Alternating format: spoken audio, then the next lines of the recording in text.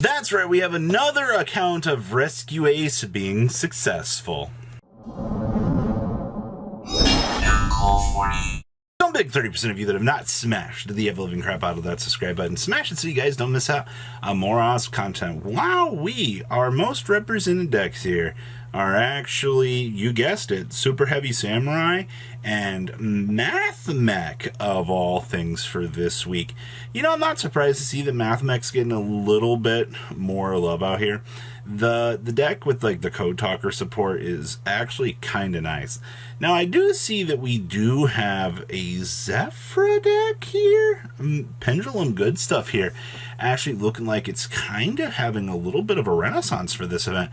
To be honest with you, Pendulum anything kind of is getting a little bit more love, which is kind of nice.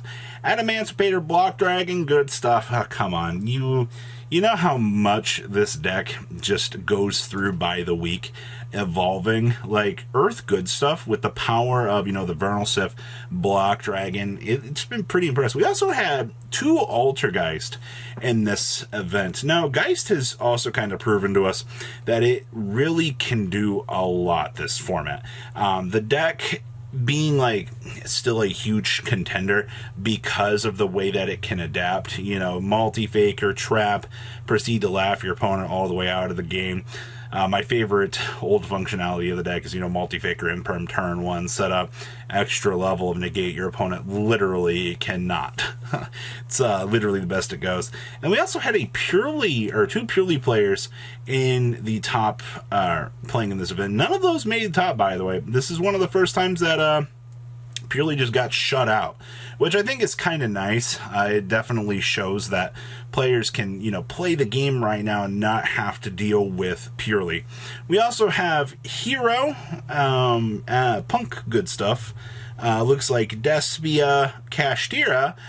Very interesting to see that Kashtira actually ended up making top cut. Actually, Kashtira won this event. The only one Kashtira player in the entire room managed to run it home all the way through top cut, which is pretty good. We also have Shadal, Sky Striker, Dynamorphia, only 1 tier elements, which is pretty interesting because that deck has been a very major contender. We have Vanquish Soul, I'm not sure on the other one, Rescue Ace, looks like Evilzor, I'm not 100% sure on that. We also had Infernoble up here. Now, a lot of people have pointed out, they're like, Robbie, where's all this Infernoble? Like, the deck got really good. Yeah, Infernoble did get a huge boost.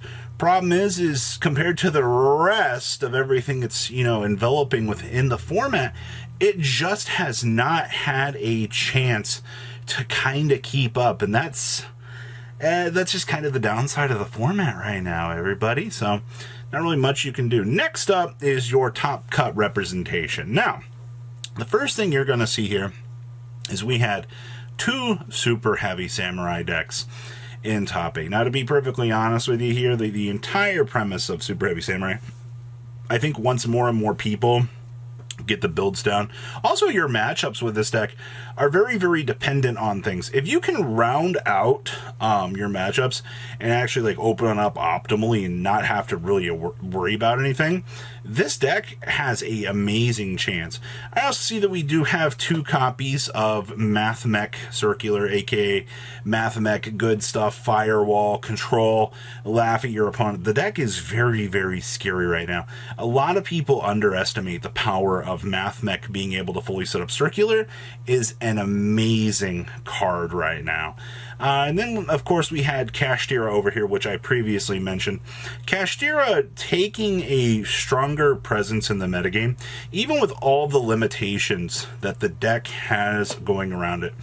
It has remained one of the strongest contenders that you can actually have playing right now. And then, of course, we have Rescue Ace, which is a fantastic showing. The fact that this deck has been tearing through a lot of the metagame here, a lot of people were like, is it really that strong? You know, we have so many results for this deck that it's actually insane. Of course, Adamancipator, Block Dragon, good stuff. You do have to love the fact that the power of rocks have made maintained a consistency, and it goes to prove how good Block Dragon actually is fundamentally as a card. And then of course we have Synchro up here as well. Synchro has started to get all of this cool support, and it has actually put the deck back in the spotlight. Like, I will clap for it. It is actually amazing to see that this good old deck is back at it. All right, we're going to pass on over to some of the deck lists. Winning our event here was none other than Kashtira Money Dollar Bills the deck. Now, this deck has actually adapted towards playing There Can Only Be One. Because we actually have access to TC Boo, we can kind of grind out some of the more annoying matchups. And I mean, honestly, gridlocking your opponent underneath an Arise Heart that they can't really out, depending on the situation, is very, very strong. Do keep in mind the way that this build is going. I mean, we're playing Pot of Prosperity and Pot of Extravagance to generate the most value that you can get. And honestly, I think that's hilarious that this deck is getting away with playing the additional pot cards here for the massive filtering. Also, this deck is just playing the one copy of Planet Pathfinder. I mean, you're only playing one Raceloth. Your entire goal is to make sure that you can see that Raceloth and then attempt to play the game. If you can kind of snowball things out here, get the old advantage train going, you should be in a pretty good position. Also take note, side deck we have Exceed Encores, Solemn Judgments, a lot of those power cards that you need to kind of stand a chance in the remainder of the metagame are all going to be kind of wrapped up with a nice little bow for you for post-side decking. Also shout out to Skill Drain, still see him play. Next up here, we have our Super Heavy Samurai. Ah, boy.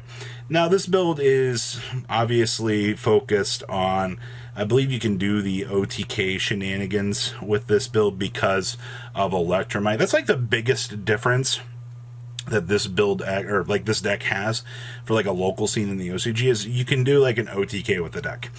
The TCG is not going to get the chance to do that, but that's not a bad thing, all right? Like, dropping down the consistency just a notch, I think will be fine. Also, this deck does love to side Prohibition. I think Prohibition's been one of the best little tech choices that you can get for this deck in order to play the game. And of course, you know, Archfiend Eccentrics. This build is playing Santa Claus. That way you do have access to a kaiju to, you know, out over an opponent's monster. I also do like the fact that, you know, even with the maximized ratios, we're just playing one Nibiru, one Pankratops. This deck really does get a lot more tacked out, I think, the more that it kind of develops for the format. I think that's actually kind of cool, honestly. So, that's a little bit of a insight for what this deck can do. Next up is Adamancipator.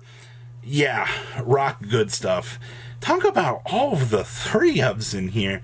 Obviously, I think the best thing that this deck has going for it is the consistency with the Vernal Sift package that you get. But I also do see here that this build is actually playing Fossil Fusion. I can't tell you the last time that I'd seen Fossil Fusion actually starting to see play in this deck. I mean, you play like the little bits and pieces of it, but it was not something that felt very, very needed at the end of the day. And the fact that you can just have these cards built into the deck is really cool. I also see, wow, we are playing the Link 6 Firewall, so we can actually make that with the, oh my gosh, okay. We're maximizing on triple Exceed Encore. I see we're also playing a Scrap Dragon down in the side deck as a resource if we do need to access it. Actually, this is pretty interesting. I like how this particular build is shaping up, and I really wish we could play Block Dragon and stuff, but this shows like how much diversity is really present in the metagame. And then there was Rescue Ace. You know, I am so excited to see that Rescue Ace has locked down another top cut here, because a lot of the builds for Rescue Ace have started to feel very much the same. I mean, you play pretty much one of each of the spells and traps except for Emergency because it's the best one, and then you kind of sit behind hand traps, and then you just deploy Turbulence, laugh at your opponent. 95% of the metagame's not playing an out to massive back row, right? Like, there's the occasional Harpy's Feather Duster for sure, but that doesn't really matter.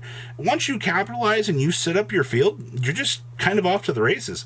The deck does feel a little bit fair in certain points, but as long as you can set up just your one big field, you don't really have to worry about anything. Yeah, you can set up some recoverability with Emergency, but I think 90% of the matchup should just be taken care of right off the bat for you. So that is our breakdown for today's event. What do you guys think? Please leave a comment down below, tell me what you guys think, and I will see your beautiful faces back here later in the day, guys. Peace out. Patrons, thank you.